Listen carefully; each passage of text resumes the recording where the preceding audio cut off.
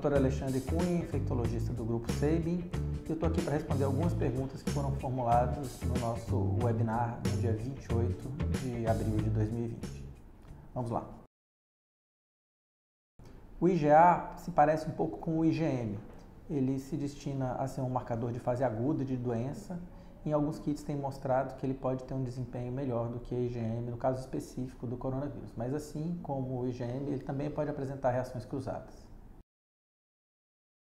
Sobre a detecção fecal do SARS-CoV-2, ela tem sido vista em abundância em vários trabalhos.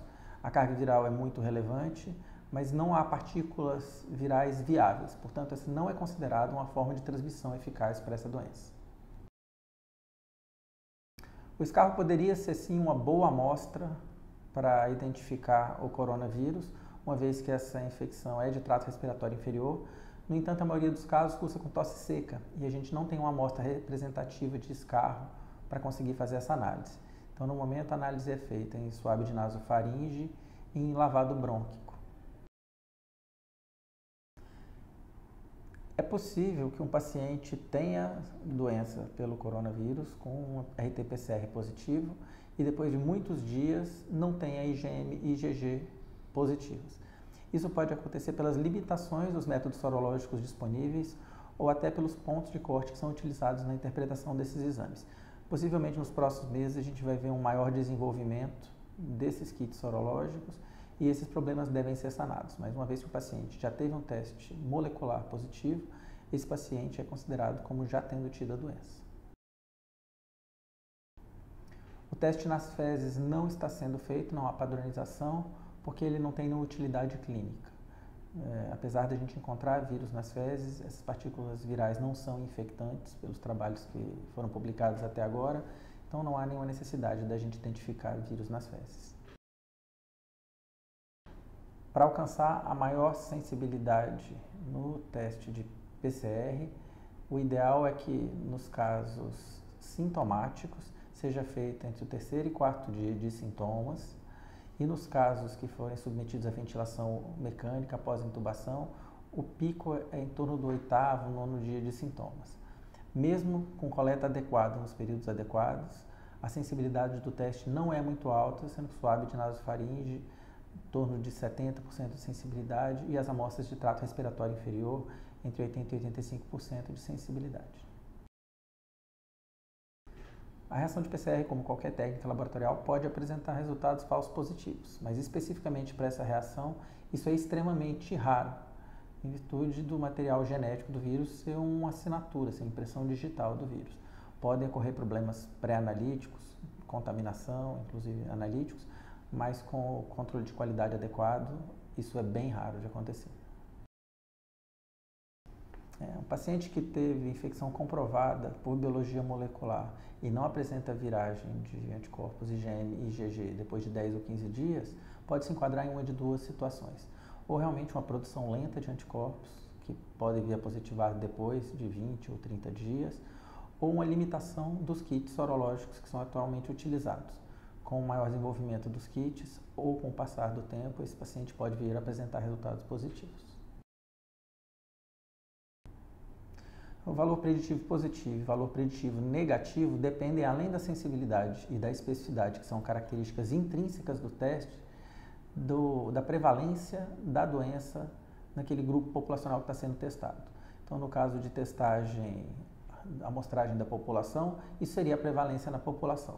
No caso da testagem de indivíduos, isso depende da chance pré-teste. Depende do quadro clínico daquele indivíduo. Um indivíduo que tem grande chance de ter a doença por apresentar clínica característica, esse indivíduo vai apresentar um valor preditivo positivo maior frente a um exame positivo. Da mesma maneira, o mesmo teste, com a mesma sensibilidade e especificidade aplicado no indivíduo assintomático, o valor preditivo positivo é menor. As correlações de valor preditivo positivo e negativo dependem, portanto, da indicação correta do exame e de qual é o cenário de testagem que está sendo utilizado e não exatamente de qual a metodologia que está sendo utilizada. No Distrito Federal, como em outras regiões do país, a gente tem uma simultaneidade das epidemias de dengue e de Covid-19. Se o quadro clínico for sugestivo de dengue ou de qualquer outra doença, elas devem ser investigadas de maneira concomitante. É muito importante que a gente não foque só em uma hipótese diagnóstica, até porque pelas limitações dos exames laboratoriais para diagnóstico da Covid-19, os exames têm boa chance de virem negativos e a gente precisa de fazer diagnóstico diferencial. Os pacientes que vão ser submetidos a cirurgias eletivas, a realização de exames específicos para a Covid-19 depende do protocolo de cada serviço. Cada serviço de controle de infecção hospitalar de cada hospital tem as suas diretrizes e devem ser obedecidas as diretrizes delineadas por aquele serviço. Existem evidências que em alguns grupos de risco isso possa ser benéfico, mas realizar sorologias ou reações de PCR para todos os pacientes que vão ser submetidos à cirurgia talvez não seja custo efetivo no cenário geral. Tem que ser discutido realmente com o serviço de controle de infecção do hospital onde o paciente vai ser operado. No caso de um paciente suspeito, sintomático, que tenha realizado a reação de RT-PCR e tenha dado resultado negativo, existem as duas possibilidades. Ou dele realizar uma nova reação de RT-PCR num dia melhor para a coleta, preferencialmente após o 3º ou 4º dia de doença, ou depois, talvez, do 7º dia de doença ou 10º dia, dele realizar exame sorológico. As duas abordagens são razoáveis para diagnóstico, mas na fase mais aguda, na primeira semana, o rendimento da reação de PCR é melhor e a partir da segunda semana o rendimento das reações sorológicas são melhores. Sobre a realização de sorologia para profissionais de saúde, não há definição de que essas sorologias devam ser feitas de maneira rotineira, até porque a gente não sabe, diante de um resultado negativo, quando esse profissional deveria realizar novamente. Portanto, existem protocolos específicos, de serviços específicos, e esses devem ser obedecidos. Não há nenhuma recomendação formal da testagem periódica de todos os profissionais de saúde pelos métodos sorológicos ou de biologia molecular. Os testes de imunocromatográficos, que são os testes rápidos, são testes qualitativos que dão resultado apenas positivo ou negativo. Já nos testes de quimiluminescência ou nos testes de ELISA, não há uma titulação, mas é liberado o resultado quantitativo da leitura do exame. Esse resultado é importante porque resultados muito perto do ponto de corte podem ser considerados duvidosos e talvez o exame ser repetido numa segunda oportunidade. Os testes rápidos que estão sendo realizados em farmácias têm dois problemas. Um problema é o problema da interpretação, que apesar de na maioria das vezes ser simples, pode ocorrer interpretações equivocadas e o paciente não sabe o que fazer com aquele resultado. O segundo problema é que esses testes não passaram por controle de qualidade, a gente não sabe qual foi feita a validação desse kit, apesar dos kits serem aprovados na Anvisa, e isso pode colocar em risco a eficácia do teste. Quanto à notificação, a notificação ficaria por conta do próprio paciente, porque a gente sabe que nem sempre vai acontecer. Então a gente tem essas duas preocupações, além de resultados não confiáveis, a questão da notificação, da subnotificação também pode acontecer com maior frequência. A questão não é que a IgA é mais sensível e específica do que a IgM. A gente não tem bons estudos comparando numa mesma população os dois anticorpos. Quando a gente compara estudo em população diferente, se você testar IgA numa população com mais dias de doença e com um quadro mais grave, talvez você tenha resultados melhores do que IgM e IgG. Além disso, existe a questão dos pontos de corte mais adequados para cada técnica, e isso ainda está em aberto qual é o melhor teste para o diagnóstico sorológico da infecção pelo coronavírus. Sobre a dificuldade de aquisição de swabs, é um problema mundial e outros materiais como saliva também foram validados no nosso laboratório. Na nossa validação, os resultados com swab foram melhores do que os resultados de saliva, daí a preferência por esse método, mas caso haja realmente uma impossibilidade de adquirir swabs, é possível realizar o exame também em saliva, isso já foi estudado anteriormente, e talvez a gente tenha uma perda de rendimento, mas é possível fazer o teste. Nos casos de pessoas que tiverem infecção comprovada pelo coronavírus, com o PCR positivo, e contactantes domiciliares que não tiveram sintomas, semanas depois testaram negativo, a sorologia pode ser um bom indicativo de contato prévio ou não. Pelas limitações do teste, Quando o teste vem positivo, isso confirma infecção assintomática prévia. Quando o teste vem negativo, duas situações podem ocorrer. Uma infecção assintomática prévia com resultado falso negativo, que pode acontecer nos testes sorológicos, ou o paciente não ter sido infectado, o contactante, no caso, não ter sido infectado. De qualquer maneira, nessa fase tardia de um contactante, o melhor exame é o exame sorológico. Como já foi dito antes, a questão da EGA é uma questão que está em aberto ainda. Atualmente só existe um kit que faça a dosagem e a gente precisa de uma melhor validação para ver realmente se a EGA é superior às outras metodologias quando comparadas no mesmo grupo de pacientes. Existe uma certa dificuldade de aquisição de kits de EGA, por ser um kit menos amplamente distribuído, e os próximos estudos vão mostrar realmente qual é a melhor metodologia para infecção na fase aguda, sem ser o RT-PCR. Sim, os testes qualitativos oferecem resultados de IgM e IgG, os testes imunocromatográficos, só não há uma quantificação. Em relação à reação cruzada com a dengue, a gente não tem certeza se isso é uma concomitância só de epidemias, pacientes que apresentaram teste positivo para COVID e INS1 para dengue, pode ser que o paciente tenha uma co-infecção ou se realmente é uma reação cruzada laboratorial. Assim como na COVID, é possível que os pacientes de dengue apresentem um teste de INS1 positivo e depois a gente não consiga perceber anticorpos ou só muito tardiamente, embora isso seja bem menos frequente. Embora a reação de RT-PCR seja uma reação muito boa para a identificação de pequenas quantidades de RNA viral, duas partes do processo são muito importantes. Uma é a coleta adequada, que deve ser feita com material adequado, suaves de rayon em nasofaringe, e a segunda é o acondicionamento dessas amostras até a realização do exame. Essas duas partes, que são chamadas partes pré-analíticas do processo, são muito importantes e tão importantes quanto a fase analítica em si para a determinação de um bom resultado. Bom, sobre a abordagem terapêutica, ela é diferente em diferentes fases da doença. Não existe nenhuma terapia específica para a COVID. As terapias que estão em estudo, sejam corticoides, heparina, ivermectina, nitazoxanida, cloroquina, hidroxicloroquina, tocilizumab, plasma de convalescente e vários outros medicamentos que estão em estudo devem ser usados somente em protocolos clínicos. Existem alguns estudos que mostram que, inclusive, essas terapias podem agravar o quadro clínico dos pacientes. Até lá, a gente tem que tratar como a gente sempre tratou doenças respiratórias graves. Na primeira semana, os primeiros dias de doença, onde o paciente está pouco sintomático, deve ser feita só observação clínica e tratamento com sintomáticos. Ao menor sinal de insuficiência respiratória, seja aumento da frequência respiratória, dificuldade de respirar, dor para respirar, sensação de falta de ar, esse paciente deve procurar um serviço de saúde e deve ser oferecido suporte ventilatório com oxigênio, ventilação não invasiva ou intubação orotraqueal, conforme cada caso. Na terapia intensiva, os pacientes geralmente evoluem do 5º ao 10º dia, nos casos mais graves, as medidas de terapia intensiva devem ser tomadas as mesmas medidas que são tomadas para qualquer outro caso de insuficiência respiratória. A gente não deve fazer medidas intempestivas e nunca testadas em outras situações, pois isso pode agravar o quadro clínico dos pacientes.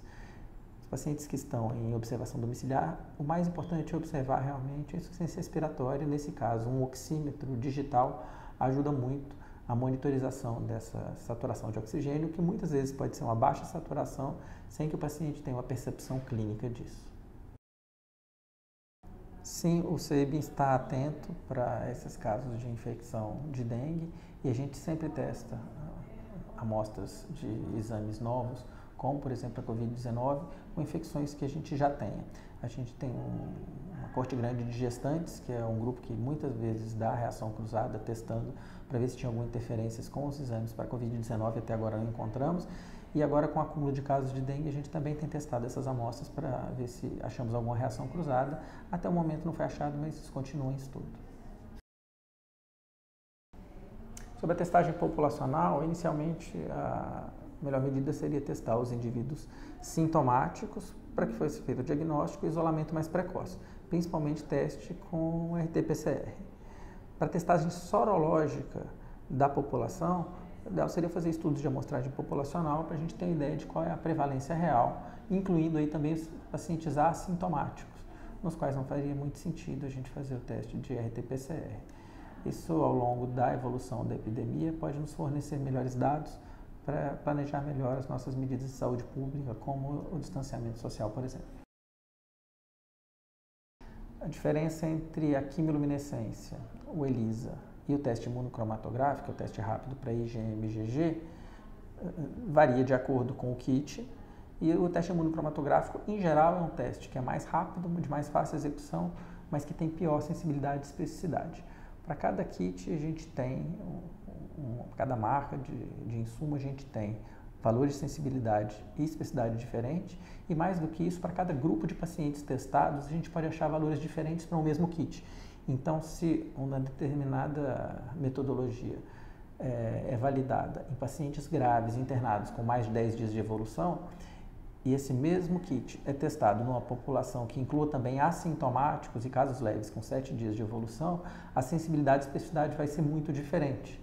Às vezes, o teste rápido pode apresentar resultados melhores do que os testes de quimiluminescência.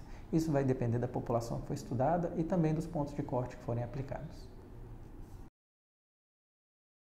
Sobre os critérios de cura, os critérios de cura não têm a ver com a realização de sorologia e não tem a ver necessariamente com a realização de nova reação de PCR. Em geral, a cura se dá quando o paciente não tem sinais e sintomas por mais de 72 horas e passados pelo menos 14 dias do início dos sintomas. Considerando esses dois critérios, 3 dias sem sinais e sintomas e 14 dias a partir do início do quadro clínico, a gente não tem evidências, até o momento, de que exista transmissão nesse grupo de pacientes. Portanto, a gente pode liberar esses pacientes para retornarem às suas atividades sem necessidade de uma reação de PCR. É possível que a vacina para influenza tenha, sim, alguma reação e dê reação cruzada com o teste de Covid-19. A gente ainda não tem essa informação, mas como a gente já sabe que, por exemplo, a vacina de H1N1 às vezes dava reação cruzada para HIV no passado, é possível que isso aconteça também com essa sorologia de Covid-19. O fato de um paciente ter feito uma vacina, ter tido um teste imunocromatográfico que era positivo e depois ter feito uma outra metodologia como uma quimiluminescência negativa, as duas hipóteses são possíveis. Ou que seja um falso positivo do teste imunocromatográfico, ou pode ser um falso negativo da quimiluminescência, justamente porque esse é um exame que ainda está em validação em termos de pontos de corte. A gente ainda não tem certeza qual é o melhor ponto de corte desses kits e seguindo os pontos de corte da bula dos kits, a sensibilidade muitas vezes é inferior até dos testes imunocromatográficos. Sobre os pacientes que desenvolvem trombose, essa é uma preocupação, embora a gente não tenha visto isso com tanta frequência como tem sido relatado em algumas literaturas. Os pacientes devem se submeter ao tratamento profilático para trombose, com os mesmos critérios que sempre foram utilizados. A gente não tem evidências ainda que justifiquem a heparinização plena, isso que é a anticoagulação plena desses pacientes, de maneira geral e indiscriminada. Em alguns casos mais graves, isso pode ser decidido caso a caso, mas até que estudos sejam mais bem conduzidos, a gente ainda não tem evidência de que isso deva ser feito. Novamente, sobre a reação cruzada com dengue, os casos descritos em Singapura, a gente não sabe se eram pacientes que tinham reação cruzada, que tinham Covid e apresentaram reação para dengue, ou se era uma co-infecção, uma vez que lá as duas epidemias circulam aqui, como no Brasil, de maneira simultânea. Então é muito difícil a gente ter certeza se esse paciente tinha Covid e a reação de dengue era cruzada, ou se ele tinha as duas infecções, o que não é impossível de acontecer estatisticamente falando. Ainda não existe metodologia padronizada para a coleta de gotículas do paciente que está tossindo. Sobre os médicos assintomáticos, a gente ainda não tem certeza de qual é o lugar da testagem sorológica para esse grupo. Não só os médicos, todos os profissionais de saúde, era bastante desejável que todos eles já tivessem tido contato e todos estivessem imunes para diminuir o risco de transmissão hospitalar. No entanto, fazer uma sorologia num médico assintomático, o resultado negativo não consegue excluir que esse paciente, no caso o médico, já tenha tido contato. No caso do teste positivo, se for um IgM positivo, isso pode ser uma positividade precoce e isso desencadearia a necessidade de fazer uma reação de PCR, afastamento desse médico, e a gente não sabe qual a periodicidade que isso teria que ser feito. Então a gente não tem definição, a maioria dos serviços ainda não estão recomendando de maneira indiscriminada a sorologia para profissionais de saúde. Sobre a dosagem de IgA, um kit foi liberado recentemente no Brasil. A gente pretende fazer a validação desse kit. Se os resultados realmente forem muito melhores do que da IgM, pode ser possível que a gente comece a realizar IgA também. Na verdade, nessa pandemia, a gente não tem certeza de nada. O que a gente tem são impressões mais fortes e menos fortes. A questão do paciente não transmitir mais após 14 dias vem de dois tipos de estudo. Um estudo pequeno, que é um estudo virológico, mostrando que depois do 8º dia, o material genético recuperado, o RNA viral recuperado, não era concomitante com vírus cultivável. Esse é um estudo alemão publicado na Nature, um estudo pequeno, mas que mostrou que as partículas virais recuperadas em pacientes com mais de 8 dias de sintomas não cresciam em cultura viral, enquanto até o 8º dia, você mesmo com baixas cargas de RNA viral, você tinha culturas positivas. A segunda observação é a observação empírica epidemiológica. A gente não tem relatos na literatura descrevendo casos de transmissão, onde o paciente com mais de 2 semanas de infecção tivesse transmitido o vírus. Então, até o momento, tudo pode mudar. A gente não tem nenhuma evidência clínica, epidemiológica e nenhuma evidência laboratorial, virológica disso que seja possível. Daí as recomendações. Até o momento também a gente não tem casos de reinfecção pelo coronavírus. O que a gente tem descrito em alguns casos na literatura são casos de pacientes que voltaram a apresentar exames positivos depois de apresentar o exame negativo. Mas isso pode ser um paciente que tinha um resultado falso negativo e o exame voltou a ficar verdadeiro positivo depois. Casos de reinfecção clínica não existem na literatura, já com milhões de pacientes infectados. E o que pode acontecer é quadros de sequelas pulmonares, como tosse persistente, dispneia persistente, principalmente nos casos mais graves. A gente observa, às vezes, por 3 ou 4 semanas, depois que o paciente já está curado, que ele pode persistir com algum grau de falta de ar ou com uma tosse. Mas isso não significa persistência da doença, isso seria somente uma sequela de uma inflamação pulmonar muito exuberante. Embora os testes sorológicos realizados no Distrito Federal, entre 5% e 10% deles estejam positivos, isso não significa que cerca de 5% a 10% da população está infectada. Esses testes sorológicos são destinados, na maioria das vezes, a quadros sintomáticos. Obviamente existem pacientes assintomáticos que fazem os testes, mas existe um viés de seleção para se testar mais as pessoas mais sintomáticas, principalmente os mais graves. Então, o fato da gente ter dos exames realizados entre 5% e 10% de exames positivos não significa que a população do Distrito Federal tem mais ou menos essa taxa de prevalência. A gente deve ter bem menos do que isso e a gente só seria possível saber qual é a real informação se a gente fizesse testes populacionais por amostragem em indivíduos assintomáticos. Bom, o uso de cloroquina é algo que neste momento, no dia de hoje, não deve ser realizado para nenhum paciente fora de estudos clínicos. Essa é uma posição não só minha, como da Sociedade Brasileira de Infectologia, como da Sociedade Americana de Doenças Infecciosas, como dos principais órgãos reguladores das sociedades científicas envolvidas. Os estudos que basearam o uso de cloroquina são estudos com enormes falhas metodológicas e não só estudos ruins do ponto de vista metodológico. O principal estudo que foi publicado, do professor Didier Raoult na França, é um estudo que concluía que cloroquina devia ser usada porque conseguia negativar o vírus na nasofaringe dos pacientes no 6º dia.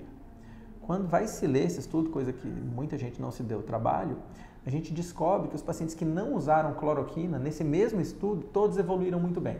Nenhum paciente foi para UTI, nenhum paciente morreu, os que não fizeram uso de nenhuma medicação. Nesse mesmo estudo, que é o estudo que defende o uso da cloroquina, 3 pacientes do grupo de cloroquina foram para a UTI e um paciente morreu.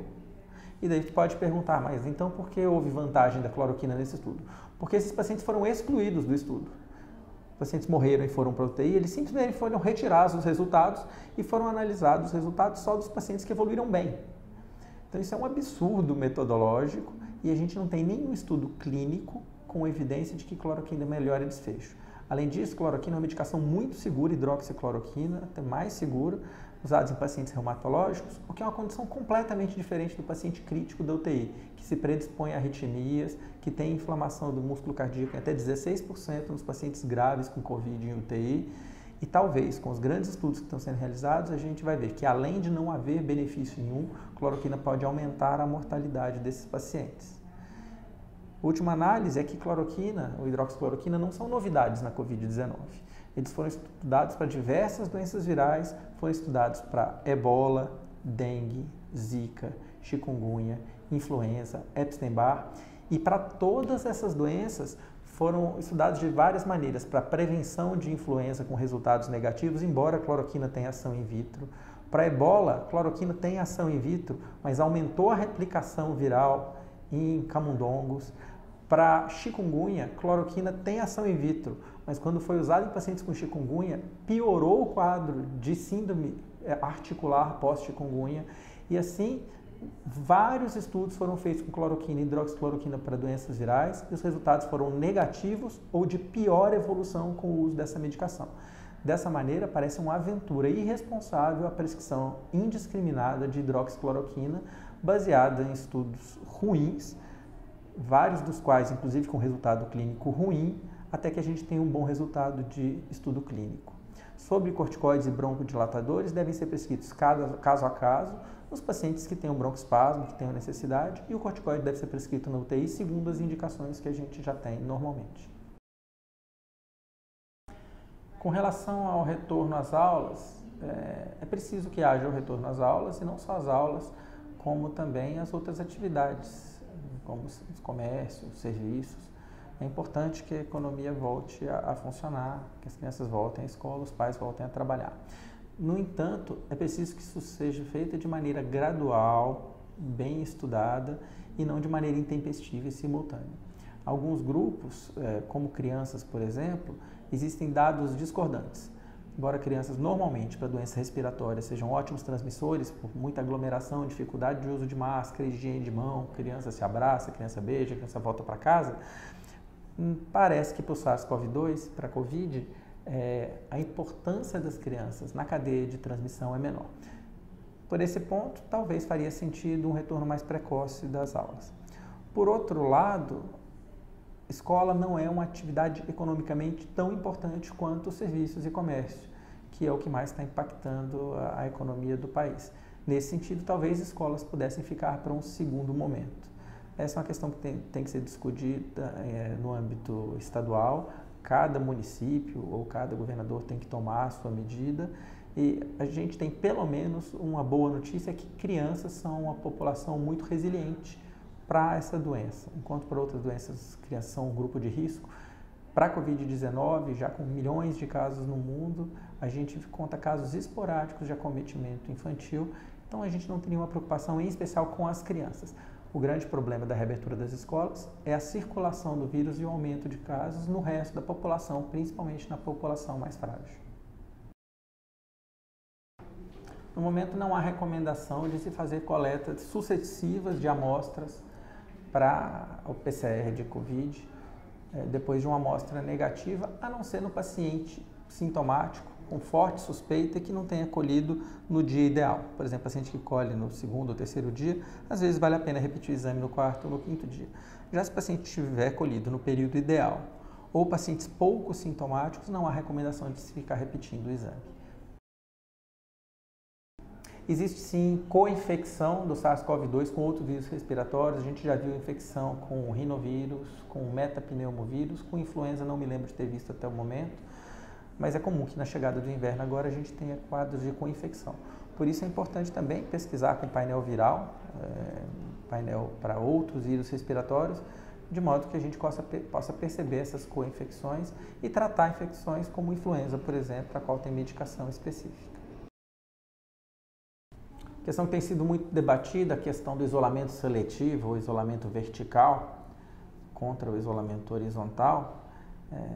Quando se defende isolamento vertical, isolamento seletivo, há um conceito mal compreendido de que a gente não está levando as pessoas para a rua para elas não ficarem doentes, e é só isso. O problema da Covid-19 não é exatamente a morbidade ou a letalidade da doença em si. É que a gente tem muitos indivíduos suscetíveis e tendo muitos indivíduos acometidos ao mesmo tempo, a gente vai ter uma superlotação dos nossos serviços de saúde, como a gente já viu acontecer na Itália, na França, na Espanha, em Nova York e agora mais recentemente aqui no Brasil, no Amazonas, no Rio de Janeiro, no Ceará. A gente tem várias evidências em locais do mundo onde não foi respeitado o distanciamento social, mesmo que tenha sido adotada a estratégia de manter os idosos em casa, só os jovens acometidos são suficientes para lotarem os serviços de saúde. Porque embora os jovens, em sua maioria, evoluam muito bem, eles sobrevivam à infecção por terem boas reservas, eles precisam em algum momento, boa parte deles, talvez 5%, precisam de internação hospitalar, talvez 2%, 1% precise de internar em UTI. E se a gente leva toda a população de jovens para a rua, mesmo mantendo os idosos segregados no isolamento vertical, só os jovens são suficientes para colapsar o sistema de saúde. Mesmo a doença sendo muito pouco grave em jovens. Mas é que o universo, o denominador de jovens infectados é tão grande que isso é suficiente para acabar com os leitos, tanto de hospital quanto com os leitos de UTI. O que vai acontecer é que os idosos que estão em casa continuam tendo outros problemas de saúde. Esse idoso continua tendo infarto, derrame, diabetes descompensada, pico de pressão alta, quedas, problemas ortopédicos. E quando esse idoso precisar de leito de UTI, ele não vai ter o leito de UTI. A gente vê em todo o país que teve colapso do sistema de saúde, a gente vê um excesso de mortes que aconteceu de outras causas, não só de Covid, justamente pelo colapso do sistema. Então essa é a questão que parece que ainda não foi compreendida por algumas autoridades, porque tem a impressão de que se a gente mandar os jovens para a rua, como com eles não vai acontecer nada, os velhos vão estar protegidos. Isso não é verdade. Toda vez que a gente coloca um serviço, seja público ou privado, de saúde, em colapso, sem leitos, toda a população vai sofrer, inclusive a população que não tem Covid. A gente não pode fazer uma liberação indiscriminada de todo o comércio, de todos os serviços, de toda a população, mesmo que sejam só os jovens nas ruas, porque esse vírus altamente transmissível, numa população muito suscetível, os casos que precisarem de atendimento hospitalar, seja para receber oxigênio no hospital somente e ir embora dali a 1 a 2 semanas de volta para casa saudável, podem estar tomando o leito de uma doença potencialmente fatal que pode estar cometendo um outro idoso que está em casa. A gente tem, por isso, que insistir na ideia do isolamento horizontal e fazer essa liberação gradual e lenta e não uma liberação indiscriminada, como se os jovens estivessem na rua e os idosos protegidos não fosse acontecer nada. Isso não é verdade e não deu certo em lugar nenhum do mundo. A melhor coisa que a gente pode fazer é aproveitar a experiência de outros locais. A gente sabe o que acontece quando colapsa um sistema de saúde. Repito, isso aconteceu na Itália, na França, na Espanha, em Nova York, rico, e aqui no nosso país já aconteceu em Manaus, já aconteceu no Ceará, já aconteceu no Rio de Janeiro. A gente tem que pegar essas experiências e não querer que isso aconteça com a gente. No Distrito Federal a gente tem uma situação muito tranquila, muito tranquila. Então alguma flexibilização é até razoável. Mas não é porque a gente está numa situação muito tranquila que a gente deve abandonar todas as medidas que a gente está fazendo para sair da situação muito tranquila e para ir para uma situação como a gente está vendo acontecer em outros locais. Então, existem contactantes domiciliares onde um dos parceiros testa positivo e o outro testa negativo. Isso há duas hipóteses. Ou não houve transmissão, embora o vírus seja bastante transmissível, a transmissibilidade não é de 100%, senão a gente teria uma epidemia muito pior do que a gente tem. Ou pode ter acontecido do segundo, que tem o resultado negativo, não ter feito a soroconversão, não ter apresentado anticorpos ainda. Às vezes por tempo, que colheu cedo, às vezes por deficiência da própria metodologia. De qualquer maneira, o mais provável é que contactantes domiciliares, principalmente marido e mulher, que tem muita proximidade, que eles tenham sim esse contato mais próximo e que um infectado passe para o outro. O vírus é muito transmissível, mas a transmissibilidade não é de 100%. A reação de PCR, a amostra pode ser colhida em nasofaringe e pode ser colhida em orofaringe também. Na verdade, os estudos iniciais mostraram melhor resultado em nasofaringe, por isso a preferência. Em casos selecionados, pode-se fazer coleta dos dois locais. No caso de um paciente como esse, que teve teste positivo e após 14 dias está assintomático, é seguro que esse paciente volte às suas atividades, inclusive em serviços de saúde.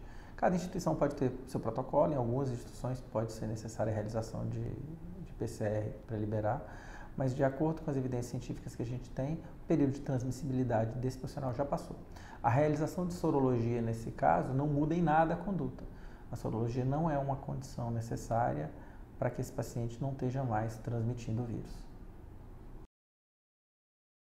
A gente ainda não sabe, porque esses testes são recentes e a pandemia é recente, durante quanto tempo vai persistir esse IgG que vem aparecer depois da infecção pela Covid. A gente não sabe quanto tempo ele vai persistir, nem o IgG nem o IgM, e a gente também não sabe se a persistência dele é necessária para que a gente tenha uma imunidade duradoura. Várias doenças virais, a gente pode manter a imunidade celular sem a presença de anticorpos circulantes. Quando for desafiado o sistema imunológico com esse micro-organismo, ele pode estar alerta. A gente não tem essas informações se a quantidade de anticorpos vai ser um bom marcador de imunidade nesses casos.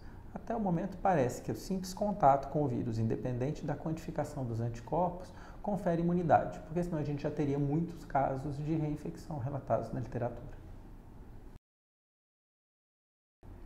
A estratégia de testagem para cada instituição, seja hospital, seja empresa, para retorno para as atividades, tem que ser traçado de acordo com o perfil de cada instituição. Na verdade, não existe um teste que seja bom o suficiente, em termos de sensibilidade e especificidade, que possa permitir que ele seja usado com segurança para o retorno às atividades. É certo que quando o exame é positivo, pela boa especificidade, esse paciente já poderia retornar às suas atividades sem o risco de ser contaminado. Agora, um teste negativo não consegue excluir que esse paciente tenha tido contato. A gente não tem ainda recomendações para instituições ou empresas de maneira geral, pelo menos até que a gente tenha um melhor conhecimento sobre o desempenho dos testes. Está atualmente em andamento o nosso estudo para essa revalidação ou redefinição dos pontos de corte da reação de quimiluminescência. Esse nos parece uma boa saída, uma vez que esses kits são novos e a gente tem bastante material de pacientes verdadeiramente positivos pela RT-PCR e a gente tem soro de pacientes negativos que foram colhidos e armazenados antes de a gente ter a presença do SARS-CoV-2 no Brasil. A gente está tabulando esses dados para a gente consegue redefinir novos pontos de corte para a reação de quimiluminescência e, com isso, melhorar a sensibilidade e especificidade. Nossa primeira impressão é de que sim, a gente vai conseguir melhorar o desempenho desses testes fazendo essas alterações nos pontos de corte. Então, o tipo de antígeno utilizado nos kits pode sim ser um fator que influencie a resposta que a gente está vendo nesses kits. Outra questão relevante é que esses kits têm que ser testados em diferentes populações. Questões genéticas, imunológicas podem ser diferentes em diferentes povos, em diferentes raças, e por isso que a gente sempre faz a validação local dos kits. Todo kit que é aprovado, registrado no país, aprovado pela Anvisa, antes de ser implementado no laboratório, é feita uma validação interna com o material que a gente tem, material biológico do laboratório, para ver se os resultados são reprodutíveis conforme se encontra em bula. Isso garante que esses testes vão ser úteis para a nossa população e só depois dessa validação que a gente passa a utilizar os testes. A recomendação é que o isolamento seja feito por 14 dias após o início dos sintomas e não após a coleta da PCR, uma vez que os estudos mostram que depois desses 14 dias parece não haver transmissibilidade. Até o momento, os estudos que a gente tem não mostram crescimento de vírus após o 8º dia de doença, mesmo que esses vírus sejam recuperados por reações de biologia molecular, parece que é só RNA viral e a gente não tem estudos que demonstrem que esse vírus é cultivável. Os médicos que convivem com pacientes idosos não tem indicação de fazer sorologia só por isso. A não ser que esses médicos não estejam convivendo com o idoso e que não tenham certeza que tem uma sorologia positiva para voltar a conviver com esse idoso. Se eles já estão convivendo com os idosos, a sorologia não vai mudar essa questão do contato ou não. Uma questão importante de lembrar é que mesmo os pacientes que têm sorologia positiva, IgG, e que não pegam mais a doença, eles podem continuar transmitindo a doença não por secreções respiratórias, mas pelo contato. Eles podem tocar em superfícies, colocar em pessoas e pelas mãos carrear esse vírus. Então, mesmo sem ser portador do vírus nos vias respiratórias, a transmissão por contato é possível, por isso tem que ser mantidas as medidas de higiene de mãos, mesmo para os pacientes que tiverem sorologia positiva. Sobre a coinfecção bacteriana, nos casos de Covid, ela parece não ser tão frequente nos casos mais leves. Já nos casos internados em UTI, principalmente em ventilação mecânica, isso se torna bem frequente, como acontece em UTIs em pacientes em ventilação mecânica. Não há nenhuma indicação de protocolo de antibiótico terapia, seja azitromicina, claritromicina, quinolona ou qualquer outro antibiótico para todos os pacientes com pneumonia por Covid. A maioria dos pacientes com pneumonia por Covid tem uma pneumonia viral somente, sendo sempre importante a investigação de etiologia bacteriana. Então, o escarro purulento fala a favor, algumas características tomográficas pode falar a favor de uma pneumonia bacteriana associada, o quadro de choque, bacteremia, exames biomarcadores como procalcitonina, alterações no hemograma como grande desvio esquerdo, são características que normalmente não estão presentes na Covid-19 e nesses casos a gente abre mão do uso de antibiótico. A gente acaba fazendo antibiótico porque pode haver com infecção bacteriana, mas isso é uma minoria absoluta dos casos e não deve ser tomado como regra.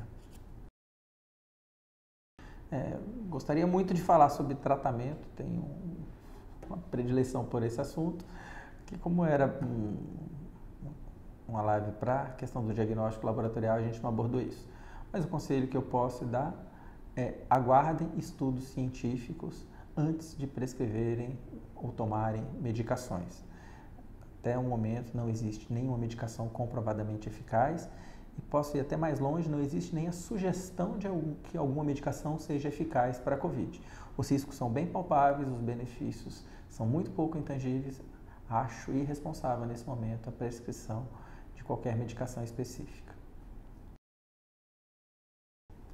A sorologia, se ela tem um papel bastante importante, esse papel é justamente para informações epidemiológicas, informações de saúde pública. O que acontece é que a gente só pode ter uma maior mobilidade social e diminuição das medidas de distanciamento quando a gente tiver uma proporção da comunidade infectada e essa proporção infectada não consiga propagar rapidamente a infecção, que é o nosso medo nesse momento. Então, do ponto de vista de conhecimento de números de saúde pública, é muito importante que a população seja maciçamente testada. Quando a gente tiver 10 ou 20% da população já infectada, a taxa de disseminação do vírus acaba diminuindo bastante. Quando a gente tiver 50%, 60% da população, a epidemia começa a desaparecer espontaneamente, sem a necessidade de medidas de distanciamento social de qualquer natureza. Então é importante a gente ir acompanhando, porque quanto mais pessoas já estiverem infectadas, tiverem sorologia positiva, menos distanciamento social a gente vai precisar fazer. Bom, pessoal, queria agradecer a presença de todos vocês, mais de 1h30 de webinar. A gente teve cerca de 80 perguntas, mais de 800 participantes. É um prazer a gente poder contribuir com alguma coisa de informação nesse momento, que é o que a gente mais precisa no combate dessa pandemia. Quanto mais informada a população, seja sobre medidas eficazes, tratamentos, exames laboratoriais, maior chance a gente tem de combater com sucesso essa situação e todos voltarmos ao convívio, que é o que está todo mundo desejando. Muito obrigado, até a próxima.